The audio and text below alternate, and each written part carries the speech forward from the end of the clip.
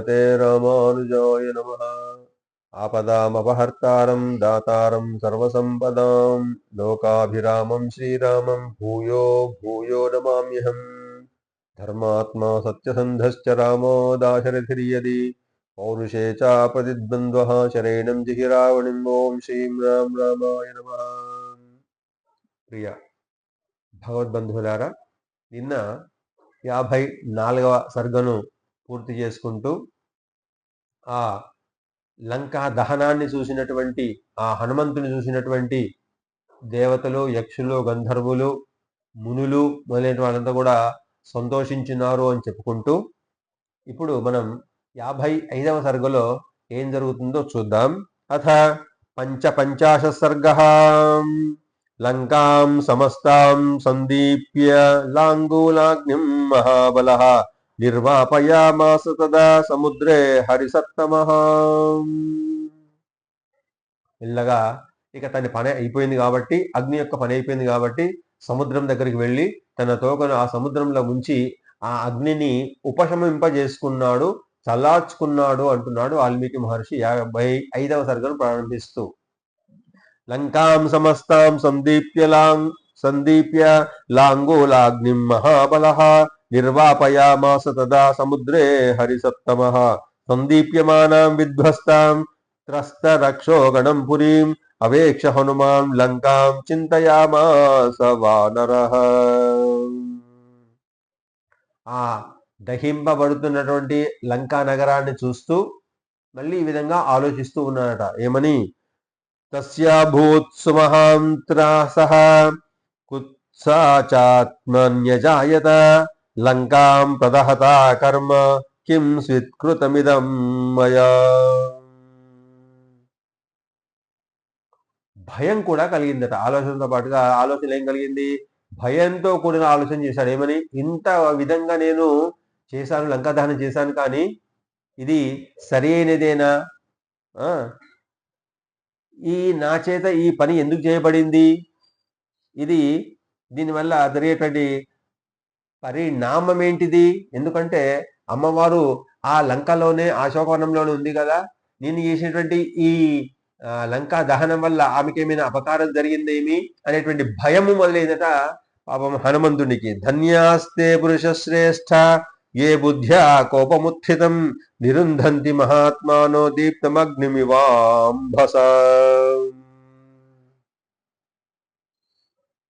కదా అంటున్నాడు. శ్రేష్ఠులు, పురుష శ్రేష్ఠులు కదా, అంటే తాము చేసినటువంటి పనిని సమీక్ష చేసుకుంటూ మండుతున్నటువంటి అగ్నిని నీటితో చల్లారిస్తే ఏ విధంగా చల్లారిపోతుందో, ఆ పైకి లేచినటువంటి కోపము, ఆగ్రహము ఏదైతే ఉందో ఆ బుద్ధి చేత ఆ ఆగ్రహం ఏవైతే శమింపజేయబడుతుంది, ఉపశమింపజేయబడుతుంది అంటూ ఆ మహాత్మైనటువంటి ఈ వానరునికి కూడా, హనుమంతునికి కూడా అటువంటి విచక్షణ మొదలైంది. బహుశా క్రుద్ధ పాపం న కుర్యాత్మః క్రుద్ధో హన్యాత్ గురూనపి క్రుద్ధ పరుషయా వాచా నరస్సాధు నధిక్షిపేత్. అందుకోసమే తన కోపమే తన శత్రువు, తన శాంతమే తనకు రక్ష, దయ చుట్టంబౌ తన అంటూ ఏదైతే తన కోపం ఉంటుందో ఆ కోపం తనను ఏ విధంగా దహించి వేస్తుందో, ఎటువంటి అపాయాలకు గురి చేస్తుందో, ఒకవేళ కోపం వస్తే భరించనేటువంటి వాడు ఎవడు ఉంటాడు? అటువంటి కోపానికి లోన్ కానటువంటి వాడు ఎవడుంటాడు? అట్లా కోపించిన వాడు పాపం చేయకుండా ఉంటాడా అంటే, తప్పు చేయకుండా ఉంటాడా అంటే, తన కోపమే తన శత్రువు అంటే శత్రువుకు తనకు తాను హాని చేసుకునేటువంటి ప్రయత్నం చేశారు. కాబట్టి ఏ మనిషికి కూడా ఆగ్రహం రాకుండా, ఒకవేళ ఆగ్రహం వచ్చినా కానీ కొంత విచక్షణ చేయాలి. దానివల్ల వచ్చేటువంటి పరిణామాలు, దుష్పరిణామాలు ఏవి ఉంటాయో వాటిని సమీక్షించిన తర్వాత కోపానికి రావాలి, ఆగ్రహానికి రావాలి అంటున్నాడు ఇక్కడ వాల్మీకి మహర్షి. క్రుద్ధ పాపం న కుర్యాత్ కః. ఎవడికి కోపం రాదు, కోపం వచ్చిన వాడికి పాపం చేయకుండా ఎవడు ఉంటాడు? కాబట్టి క్రుద్ధో హన్యాత్ గురూన్ అపి. అప్పుడప్పుడు ఆ కోపం వల్ల గురువులను కూడా సంహరించేటువంటి ప్రమాదం ఏర్పడేటువంటి స్థితికి లోన్ తీసుకోబోతుంది ఈ ఆగ్రహము అనేటువంటిది ఇంద్రియము, కోపము శత్రువు. కాబట్టి కోపగించినటువంటి మనుష్యుడు ఎవడైతే ఉన్నాడో అతడు తన యొక్క కఠినమైనటువంటి మాటల చేత మంచి మంచి ఋషులను, మునులను, సత్పురుషులను కూడా గాయపరిచేటువంటి అవకాశం ఉంటుంది దాని యొక్క ఆగ్రహం వల్ల. అంటే కోపం వల్ల వచ్చేటువంటి పరిణామాలు ఏంటో ఇక్కడ వాల్మీకి మహర్షి చెప్తున్నాడు. హనుమంతునికి కోపం వచ్చింది, కానీ దాని యొక్క పరిణామం ఏంటిదో ఆలోచించలేవేమో, లేకపోయాడేమో. మరి కోపం వల్ల ఎటువంటి పరిణామాలు వస్తాయో వర్ణిస్తున్నాడు. క్రుద్ధ పాపం న కుర్యాత్ కః క్రుద్ధో హన్యాదున్ అపి క్రుద్ధ పరుషయా వాచ నరసాధు నధిక్షిపేత్. కోపం రానివాడంటూ ఉండడు, కోపం వస్తే తాను విచక్షణ కోల్పోని వాడుంటూ ఉండడు, పాపం చేస్తాడు తప్పకుండా. ఎటువంటి పాపం చేస్తాడు అంటే గురువులను కూడా అతిక్రమించేటువంటి దుర్భాషలాడేటువంటి కోపానికి గురవుతాడు. తర్వాత మంచి మంచి వాళ్ళను కూడా దుర్భాషలాడేటువంటి సత్పురుషులను కూడా దుర్భాషలాడేటువంటి ప్రయత్నం చేస్తాడు.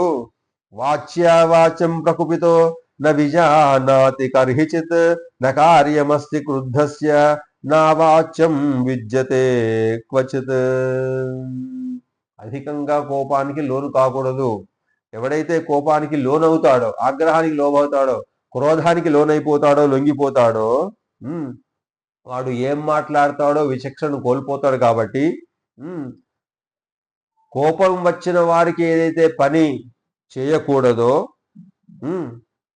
అటువంటి పనులు చేయబడతాయి. ఏ పని చేయకూడదో ఆ పనులు వాడితే ఏదో చేయబడతాయి. కాబట్టి యస్సముత్పతితం క్రోధం క్షమయైవ నిరస్యతి యథోరగస్త్వచం జీర్ణం సవై పురుష ఉచ్యతే. పాము కుబుసాన్ని విడిచినట్టుగా, అంటే ఆహార పదార్థం జీర్ణమైపోయిన తర్వాత కొన్ని 6 నెలలకో సంవత్సరానికి ఒకసారి పాము ఏం చేస్తుందంటే ఆ శరీరంలో కుబుసాన్ని వదిలిపెడుతూ ఉంటుందట. ఆ విధంగా జీర్ణమైనటువంటి కుబుసాన్ని విడిచివేసినట్లు పైకి పాములాగానే కనపడుతుంది, కానీ లోపలేమీ ఉండదు. పాము కుబుసం వదిలిపెట్టినప్పుడు అది పాము ఆకారంలోనే ఉంటుంది. పాము సంచరిస్తుందేమో అన్నదే మనకు భ్రమ కలిగిస్తుంది, కానీ నిజమైనటువంటి పాము కాదు, అది కుబుసం, పాము యొక్క కుబుసం అని చెప్పి. అట్లా కోపాన్ని కూడా నెమ్మదిగా నెమ్మదిగా పాము ఏవైతే తన కుబుసాన్ని తొలగించుకుంటుందో మనిషి కూడా అటువంటి ఆగ్రహాన్ని మెల్లిమెల్లిగా మెల్లిమెల్లిగా విడిచే ప్రయత్నమే చేయాలి తప్ప దాన్ని పెంచుకునే ప్రయత్నం చేయకూడదు. అటువంటి వాడే ఉత్తమ పురుషుడు. యస్సముత్పతితం క్రోధం క్షమయైవ నిరస్యతి. ఈ విధంగా మరి కోపం తగ్గించుకోవాలి, క్షమాగుణం వల్లనే తగ్గుతుంది. దానికి ఉపమానం ఏం చెప్పిండు? ఏ విధంగా సర్పం తన యొక్క కుబుసాన్ని మెల్లిమెల్లిగా మెల్లిమెల్లిగా పెడుతుందో మనలో ఉన్నటువంటి క్షమాగుణం వల్ల ఆగ్రహాన్ని మనం నియంత్రించుకోగలుగుతాము.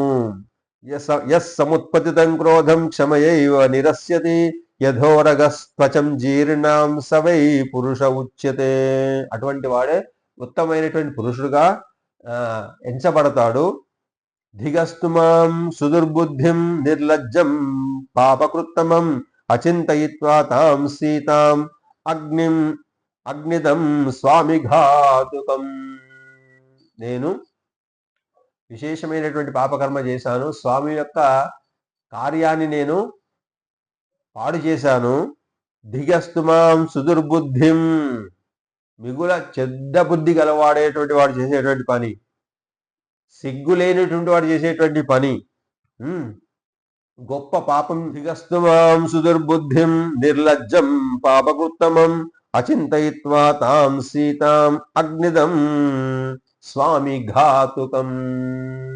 పెద్ద పాపాన్ని చేసి స్వామి ఘాతుకాన్ని చేశానంటే స్వామి యొక్క కార్యాన్ని, ఎందుకంటే స్వామి యొక్క భార్య అయినటువంటి సీతాదేవిని ఈ అగ్నిలో నేను జ్వలింపజేసేటట్టుగా నేను చేశానేమో అనేటువంటి పశ్చాత్తాపానికి లోనవుతున్నాడు హనుమంతుడు. అంటే విచక్షణను కోల్పోయి నేను ఈ లంకా దహనాన్ని చేశాను, కానీ ఈ లంకలోనే అశోకవనంలో సీతాదేవి కూడా ఉంది కదా, ఈమె కూడా దహింపబడి ఉందేమో నా పాపకర్మ వల్ల అనుకుంటున్నాడు. ధిగస్తుమాం సుదుర్బుద్ధిం నిర్లజ్జం పాపకృత్తమం, ఉత్తమమైనటువంటి పాపకర్మం చేశాను సిగ్గు లేకుండా అనేటువంటి చెప్పుకుంటూ అచింతయిత్వా తాం సీతాం అగ్నిదం స్వామి ఘాతుకం. ఈమె కూడా నేను కాల్చవేయబడినాను, నా అగ్ని చేత ఆమెను కూడా దహింప చేసినాను, స్వామి ఘాతుకానికి నేను పాటుపడ్డాను. యది దగ్ధాత్యం లంకా నూనమర్యాపి జానకి దగ్ధా తేన మయా భర్తు హతం కార్యమజానత. ఈ లంక దహింపబడింది, కానీ నిజంగా ఆర్యురాలైనటువంటి ఆ సీతాదేవి, ఆర్యురాలు అంటే ఎవరు? ఆర్య వర్తము ఏదైతే ఉందో, పతివ్రత ధర్మం ఏదైతే ఉందో, స్త్రీ ధర్మం ఏది ఉందో అవి చక్కగా పాటించేటువంటి ఆమె ఒకవేళ అయినట్టయితే ఆమె దహింపబడగొండుగాక, ఆమె ఈ అగ్ని చేత దహింపబడగొండుగాక అని చెప్పి ఆశిస్తూ ఉన్నాడు. కాబట్టి కాకుండా ఉంటే బాగుండు, ఒకవేళ అయితే స్వామి కార్యం అవుతుందో అది నా చేతనే స్వామి కార్యం నాశనం చేయబడిందిగా అవుతుంది. కాబట్టి యదర్థం మయమారంభం సత్కార్యమవసాదితం మయా హి దహతా లంకాం న సీతా పరిరక్షిత. ఏ ప్రయత్నమైతే నా చేత చేయబడిందో, అంటే 100 యోజనాల సముద్రాన్ని దాటడము, లంకా పట్టణంలో ప్రవేశించడము, సీతాన్వేషణం చేయడము, సీతను కనుక్కొనడము ఏదైతే జరిగిందో అదంతా కూడా నా ఈ పని వల్ల, ఆగ్రహం వల్ల నాశనం చేయబడింది కదా. ఆహా, నా చేత సీతమ్మ కాపాడబడలేదు, నా చేత లంకా దహనం జరగబడింది, కానీ సీతాదేవి కాపాడబడలేదేమో. ఈషత్కార్యమిదం కార్యం కృతమాసీన్న సంశయ తస్య క్రోధాభిభూతేన మయా మూలక్షయ కృతః. కోపం చేత అంధులైతారు అంటున్నాడు వాల్మీకి. దానికి మనము నియంత్రణ చేయకపోతే గుడ్డివాళ్ళమై విచక్షణ కోల్పోయి ఏం చేస్తామో మనకే తెలియటువంటి పరిస్థితుల్లో పనులన్నీ కూడా చేస్తూ ఉంటాము. దాంట్లో సందేహం లేదు. వినష్టా జానకీ నూనం నహ్యదగ్ధ ప్రదుష్యతే లంకాయాం కశ్చిదుద్దేశః సర్వా భస్మీకృతా పురీ. నిజంగా సీతమ్మ నశించిందే అని భావించకుండా, నశించదు ఎందుకంటే నశించింది, ఎందుకంటే నశించదు ఎందుకంటే ఇక్కడ 2 కారణాలు చెప్తున్నాడు. అంటే తన చేత లంకలో ఏ ప్రదేశం కూడా వదిలిపెట్టబడలేదు, ఒక విభీషణుని యొక్క భవనం తప్ప అని చెప్పి ఇంతకుముందు వాల్మీకి చెప్పాడు. కాబట్టి దాన్ని గుర్తు చేసుకుంటూ విభీషణుని యొక్క భవనం తప్ప మిగతా లంకా నగరం అంతా కూడా ఈ హనుమంతుని దహించబడింది. కాబట్టి సీత కూడా ఆ అగ్ని లోపల దహింపబడి ఉండవచ్చు అనేది ఒక కారణం. వినష్ట జానకీ నూనం నహ్యదగ్ధ ప్రదుష్యతే లంకాయాం కశ్చిదుద్దేశః సర్వా భస్మీకృతా పురీ. యది త్వదిహతం కార్యం మయ ప్రజ్ఞా విపర్యయాత్ ఇహైవ ప్రాణ సన్యాసో మయాపి హ్యద్య రోచతే. నా బుద్ధి సరైనటువంటి విధంగా ఆలోచించలేదు కాబట్టి, విచక్షణను కోల్పోయింది కాబట్టి ఆగ్రహం చేత ఈ దోషం ఏదైతే ఉందో, ఈ పాపం ఏదైతే ఉందో, ఇప్పుడు దానివల్ల జరిగే పరిణామాల వల్ల సీతాదేవి కూడా దహింపబడినచ్చు. కాబట్టి నేను ఇక బతికి ఉండి లాభం లేదు, ఇక్కడే నేను ప్రాణాలు వదలడమే క్షేమము అనుకుంటున్నాడు. ఇక వేరే పని నాకు ముందు ఏమీ కనబడదు. ఎందుకంటే లంకాలో దహనంలో సీత కూడా దహింపబడింది అంటే ఇక తను వచ్చినటువంటి పని వ్యర్థం. కాబట్టి తన పని వ్యర్థం కాబట్టి తను బతికి ఉండడం, జీవించడం వ్యర్థం. కాబట్టి కిమగ్నౌ నిపతాం యజ్య ఆహో శ్రీ దృఢబాముఖే బడబాముఖే శరీరమాహో సత్వానాం దద్విసాగర వాసినం. ఏ అగ్ని అయితే ఇప్పుడు ప్రజ్వలితుందో, లంకా దహనం చేస్తూ ఉందో, ఆ అగ్నిలోనే నేను పడాలా? ఆ బడబాగ్నిలోనే పడి నేను నా ప్రాణాన్ని తీసుకుంటే బాగుంటుందా? ఇక్కడ నివసించేటువంటి జంతువులకు నా శరీరం ఆహారంగా చేస్తే బాగుంటుందా? అంటే తన ప్రాణాయామం చేత తన ఆ శ్వాసను బిగబట్టి తన ప్రాణాన్ని కోల్పోతే మిగిలినటువంటి శరీరం అవుతుందో ఇక్కడ ఉన్నటువంటి జంతువులు, పక్షులు ఆహారంగా అయిపోతాయి. కాబట్టి కథం హి జీవతా శక్యో మయా ద్రష్టుం హరీశ్వరః తౌ వా పురుష శార్దూలౌ కార్యసర్వస్య ఘాతిన. కాబట్టి ఈ పాపకార్యం వల్ల అటు సుగ్రీవుడు, అటు లక్ష్మణుడు, అటు రాముడు ఎవరు కూడా జీవించి ఉండరు. అటువంటి వాళ్లను లేకుండా చేసేటువంటి పని నేను చేసినాను. అటువంటి పని రామలక్ష్మణులు, ఆ సుగ్రీవుడు ఎక్కడ కూడా నన్ను క్షమించరు. మయా ఖలు తదేవేదం రోష దోషాత్ ప్రదర్శితం పథితం త్రిషు లోకేషు కపిత్వమవస్థితం. 3 లోకాలలో కూడా ఇటువంటి కార్యం చేయబడకూడదు. అటువంటి పని నా చేత చేయబడింది. 3 లోకాలు అంటే కోపం వల్ల వచ్చేటువంటి పని ఏదైతే ఉందో దాని యొక్క పరిణామం వల్ల నేను వచ్చినటువంటి పని పాడైపోయింది కదా, నాశనం అయిపోయింది కదా. దానివల్ల సుగ్రీవునికి నాశనం జరుగుతుంది, లక్ష్మణునికి నాశనం జరుగుతుంది, రామునికి నాశనం జరుగుతుంది, సీతాదేవి లేకపోవడం వల్ల. కాబట్టి ఈ ఆగ్రహం ఏదైతే ఉందో, ఉగ్రం ఏదైతే ఉందో అది ఎంత పరిణామాలు దారితీస్తుందో కదా.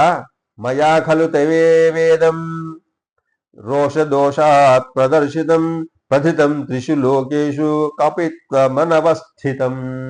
కోతి యొక్క బుద్ధితోట నేను ఇటువంటి పాపకార్యాన్ని చేశాను. ధిగస్తు రాజసంభావ మనీషమనవస్థితం ఈశ్వరేణాపి యద్రాగాన్మయా సీతా నరక్షిత. నాలో ప్రజ్వలినటువంటి రజోగుణం ఏదైతే ఉందో, నాలో ప్రజ్వలినటువంటి తమోగుణం ఏదైతే ఉందో, సీతమ్మ రక్షింపబడలేదో ఆ ఆగ్రహం వల్ల, ఆ రజోగుణం వల్ల సీతాదేవి రక్షింపబడలేదో అది నా యొక్క స్వతంత్రమైన నిర్ణయం వల్ల జరిగింది.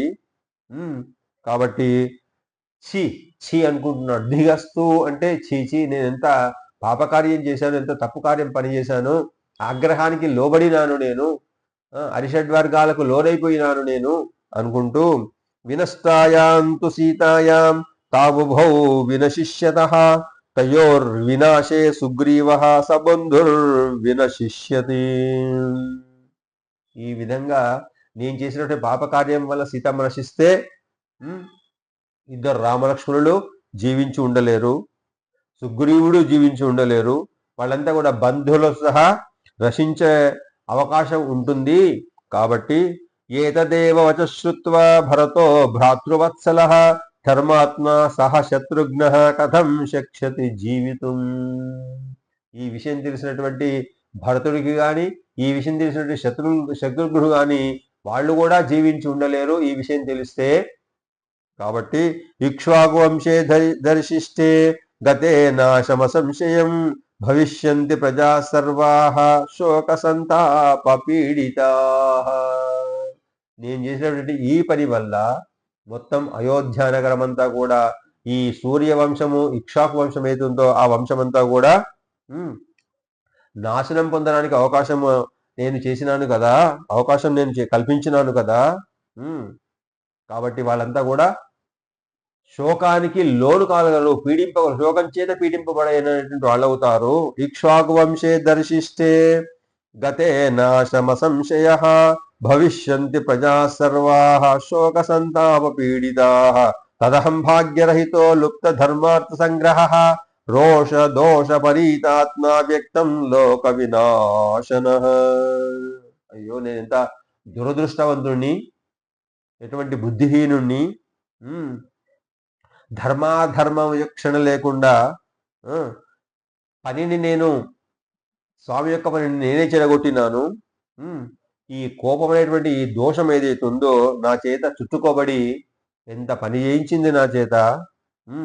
ఇది స్పష్టము అంటున్నాడు తనలో తాను హనుమంతుడు. తదహం భాగ్యరహితో లుప్త ధర్మార్థ సంగ్రహః రోష దోష పరీతాత్మా వ్యక్తం లోక వినాశనః ఇది చింతయతస్తస్య నిమిత్తాన్యుపపేదిరే పూర్వోప్యుపలబ్ధాని సాక్షాత్ పునరా అచింతయత్.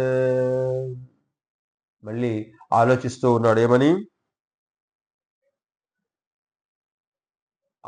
అంటే తనలో తాను సమీక్ష చేసుకుంటూ బాధపడుతున్న సమయంలో శుభశకునాలు కనపడ్డాయట హనుమంతుడికి. సమీక్ష చేసుకు, ఎప్పుడైనా కానీ మనిషి తన ఒక పని చేసిన తర్వాత సమీక్ష చేసుకోవాలి అనేటువంటి పెద్దల వచనం అందుకోసమే.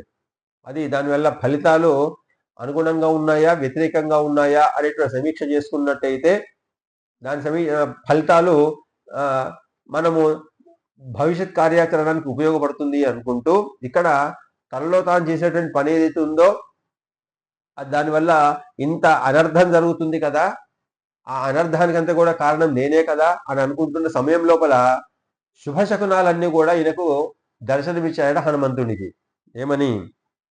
అథవా చారు సర్వాంగీ రక్షిత స్వేన తేజస నశిష్యతి కళ్యాణి నాగ్నిరగ్నో ప్రవర్తతే. ఎందుకంటే సీతాదేవి ఎవరైతే ఉన్నారో ఆమె యొక్క పతివ్రత ధర్మం ఏదైతే ఉందో తప్పకుండా ఆమె ఈ ఉపద్రవం చేత రక్షింపబడుతుంది, ఆమెకు మంగళం కలుగుగాక. సీత నశించదు, ఆమె క్షేమంగానే ఉంటుంది. ఆమె యొక్క ధర్మ సంరక్షణ వల్ల, పతివ్రత ధర్మం వల్ల. నహి ధర్మాత్మనస్తస్య భార్యాం అమిత తేజసః స్వచారిత్రాభిగుప్తాం తాం స్పష్టమర్హతి పావకః. ధర్మాత్ముడు అపరిమితమైనటువంటి తేజస్సు కలవాడు అయినటువంటి ఆ రాముని యొక్క భార్య కూడా ఈమె కాబట్టి, పతివ్రత మణి కాబట్టి, అటువంటి నడవడి ప్రవర్తన ఉన్నటువంటి స్త్రీ కాబట్టి, అటువంటి పవిత్ర మంగళకరమైనటువంటి ఆ స్త్రీని, ఆ సీతమ్మను అగ్ని దహింప జాలదు, దహింపజాలదు, స్పృశించజాలదు అంటున్నాడు హనుమంతుడు. నూనం రామ ప్రభావేణ వైదేహ్య సుకృతేన చ యన్మాం దహన కర్మాయం నాదహద్యవాహన. ఈ అగ్నిహోత్రుడికి ఉన్నటువంటి స్వభావం ఏంటిది? అహం సర్వం కరిష్యామి అని లక్ష్మణుడు ఏ విధంగా అన్ని నేను చేయగలని చెప్పుకుంటాడో, ఈ అగ్ని కూడా ఏం చెప్పుకుంటుంది? ప్రతిదీ కూడా నేను దగ్ధం చేయగలను అనేటువంటి స్వభావం కలవాడు అగ్ని. అహం దగ్ధం సర్వం అన్నట్లుగా అన్ని చేయగలడు, కానీ పతివ్రత ధర్మం ఏదైతే ఉందో తప్పకుండా ఆకలేడు, ఆమెను దహింపలేడు అగ్నిదేవుడు. కాబట్టి ఆమెను ఏ విధంగా దహించగలడు అని ప్రశ్నిస్తున్నాడు తనలో తానే. కాబట్టి అగ్ని అటువంటి ప్రయత్నం చేయడు. నేను విచక్షణ కోల్పోయినాము, కానీ అగ్నిదేవుడు ఆ విచక్షణను కోల్పోడు. కాబట్టి పతివ్రత ధర్మం పాటిస్తున్నటువంటి ఆ సీతాదేవిని ఎట్టి పరిస్థితుల్లో దహింపజాలడు, కాబట్టి ముట్టుకోజాలడు. కాబట్టి త్రయాణం భరతాదీనాం భ్రాతృణాం దేవతాయ చ రామస్య వనఃకాంత సాకథం వినశిష్యతి. ఇంకా చెప్తున్నాడు, అంటే ఈ ధర్మాలలో భరతుడు, శత్రుఘ్నుడు, లక్ష్మణుడు తన భ్రాతృధర్మాన్ని, అంటే సోదరుని యొక్క కీర్తిని, సోదరుని యొక్క యశస్సును, సోదరుని యొక్క క్షేమాన్ని కాంక్షించేటువంటి ముగ్గురు ఉన్నప్పుడు వాళ్ళ యొక్క ధర్మం మనస వాచ కర్మణ శ్రేష్టమైనది అయినప్పుడు ఆ రాముని యొక్క ధర్మపత్నిని అగ్ని దహింపజాలడు. యద్వా దహన కర్మాయం సర్వత్ర ప్రభురవ్యయః నమే దహతి లాంగూలం కథం ఆర్యాం ప్రదక్ష్యతి. సర్వం దహనం చేయగల శక్తి సామర్థ్యాలు అగ్నికి ఉన్నప్పటికీ కూడా, అటువంటి శక్తి సామర్థ్యాలు సమర్థుడైనప్పటికీ కూడా, నాశనము లేనివాడు అయినప్పటికీ కూడా ఈ అగ్నిహోత్రుడు నా తోకను, నన్ను కాల్చిండా, అక్కడ మళ్ళీ తనను తాను సమర్థించుకుంటున్నాను. అంటే నన్నే కాల్చలేదు, అంటే నేనైతే ధర్మాన్ని నిర్వర్తించానో, రాముడి దూతగా వచ్చి నేనైతే పని చేశానో ఆ పనిలో నా తోక ఫస్ట్ దహింపబడింది. అగ్నికి ఆహుతి చేయమని చెప్పి రావణాసుని చేత ఆజ్ఞాపింపబడితే ఆ అగ్ని నన్ను ఏమీ చేయలేదు. కాబట్టి సీతమ్మను కూడా ఏమీ చేయదు అనేటువంటి నిర్ణయానికి వచ్చాడు, స్థిమితానికి వచ్చాడు. కాకపోతే ఇక్కడ మనం గమనించాల్సింది ఒకటి, ఈ 12 శ్లోకాలలో కోపం ఏదైతే మనకు లభిస్తుందో, మనను ఆవహిస్తుందో, దానివల్ల జరిగేటువంటి పరిణామాలు ఏ విధంగా ఉంటాయో ఇక్కడ మనము గమనించాలి. ఇక్కడ హనుమంతుడు కానీ సీతాదేవి కానీ తమ ధర్మం పట్ల, తమ ప్రభువు పట్ల భగవంతుని పట్ల సంపూర్ణమైన విశ్వాసం కలవాళ్ళు కాబట్టి పంచభూతాలు ఆ భగవంతుని యొక్క అనుగ్రహం వల్ల ఈ ఇద్దరు కూడా రక్షింపబడ్డారు. కానీ సామాన్యమైనటువంటి మనము మనుషులము ఒకవేళ అటువంటి ఆగ్రహానికే లోనైతే, అటువంటి కోపానికే లోనైతే, విచక్షణను కోల్పోతే జరిగేటువంటి పరిణామాలు ఏ విధంగా ఉంటాయో అక్కడ మనకు వర్ణించిండు వాల్మీకి మహర్షి చెప్పిండు ఈ రామాయణం ద్వారా. కాబట్టి తన కోపమే తన శత్రువు, తన శాంతమే తనకు రక్ష, దయ చుట్టంబౌ. దయ అనేది ఏది ఉందో తనకు చుట్టంలాగా ప్రవర్తిస్తుంది. కాబట్టి ఆగ్రహాన్ని నిగ్రహించుకుంటూ క్షమాగుణంతో ఇతరులను దయతోని దగ్గరికి చేరదీసి వాళ్ళలో ప్రవర్తనలో మార్పు రావడానికి తీసుకొచ్చే ప్రయత్నం చేయాలి తప్ప ఆగ్రహానికి లోనే వాళ్ళని శిక్షించే ప్రయత్నం చేయొద్దు, విచక్షణను కోల్పోవద్దు అంటున్నాడు వాల్మీకి మహర్షి ఈ సుందరకాండ ద్వారా. హనుమంతుడు తన యొక్క పనికి సమీక్ష చేసుకోవడం ద్వారా ఇక సమీక్ష చేసుకుంటూనే తనను తాను మళ్ళీ సమర్థించుకుంటున్నాడు. ఏంటిది? ఆ అగ్నిదేవుడు నన్ను దహించలేదు కాబట్టి ఆ ప్రతివ్రతామణి అయినటువంటి ఆ సీతను కూడా స్పృశించజాలడు. తపసా సత్యవాక్యేన అనన్యత్వాచ్చ భర్తరి అపి సా నిర్దహే దగ్ధిం సతా నతామగ్నిం ప్రదక్ష్యతి. తపస్సు చేత, ధర్మం చేత, అంటే ధర్మమే తపస్సు, తపస్సే ధర్మము, అదే సత్యం అంటున్నాడు. తపసా సత్యవాక్యేన అంటే తపస్సు అంటే ఏంటిది? ఇక్కడ కూడా మళ్ళీ అసలు ఏ ఆపద వచ్చినా కానీ, ఎటువంటి ఇబ్బంది కలిగినా కానీ, ఎటువంటి కష్టం వచ్చినా కానీ, ఎటువంటి నష్టం వచ్చినా కానీ అసత్యమాడకూడదు అనేటువంటిది మొట్టమొదటి ధర్మం ప్రతి మనిషికి కూడా. కాబట్టి తపసా సత్యవాక్యేన అనన్యత్వాచ్చ భర్తరి అపిసా నిర్దహే దగ్నిం నతామగ్ని ప్రదక్ష్యతి. తపస్సు చేత, సత్యం చేత, ధర్మం చేత భర్తయందు మనస్సు కలవ స్త్రీ మూర్తి కాబట్టి ఆ సీతమ్మను అగ్ని దహింపజాలదు, స్పృశింపజాలదు. స తథా చింతయంత్రస్త దేవ్యా ధర్మ పరిగ్రహం శుశ్రావ హనుమాన్ వాక్యం చారణానాం మహాత్మనాం. ఆ విధంగా సీతాదేవి యొక్క ధర్మ కార్య ఆచరణ ఏదైతే ఉందో దాన్ని ఒకసారి మనసులో భావించినటువంటి, సమర్థించుకున్నటువంటి ఆ హనుమంతుడు చారుణుల యొక్క మాటలు కూడా విన్నాడు. చారుణులు అంటే ఎవరు? ఆకాశంలో సంచరించేటువంటి యక్షులు, గంధర్వులు, కిన్నెరులు, కింపురుషులు మొదలైనటువంటి ఋష్య సమూహం అంతా కూడా, ఋషి సమూహం అంతా కూడా ఏదైతే అనుకుంటున్నారో ఆ మాటలు కూడా ఈ హనుమంతునికి వినపడ్డాయట. స తథా చింతయంత్రస్త దేవ్యా ధర్మ పరిగ్రహం శుశ్రావ హనుమాన్ వాక్యం చారణానాం మహాత్మనాం.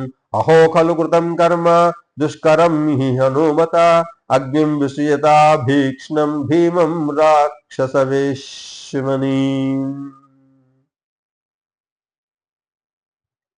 వాళ్ళంతా కూడా అనుకుంటారు, అబ్బా ఇంత అగ్ని రావణి యొక్క భవనాన్ని, ఐశ్వర్యాన్ని దహించి వేస్తుంది కదా అని వాళ్ళంతా దేవతలు, చారులంతా కూడా అనుకుంటున్నాడు. ఆకాశం నుంచి ఆ మాటలు హనుమంతునికి వినబడ్డాయి అంటుంటూ ప్రపలాగిత రక్ష శ్రీ బాలవృద్ధ సమాకుల జనకోలాహలాద్భత క్రందంతి వాద్రికందరైః. ప్రపలాయిత రక్షస్త్రీ బాలవృద్ధ సమాకుల. ఆ లంకా నగరంలో బాలలు, వృద్ధులు, పిల్లలు, తల్లులు అందరూ కూడా హాహాకారాలు చేస్తూ ఆ వీధులలో పరిగెడుతూ ఉంటే ఆ కోలాహల ధ్వని ఆకాశమంతా కూడా వ్యాపించింది, లంకాపట్టణం అంతా కూడా వ్యాపించింది.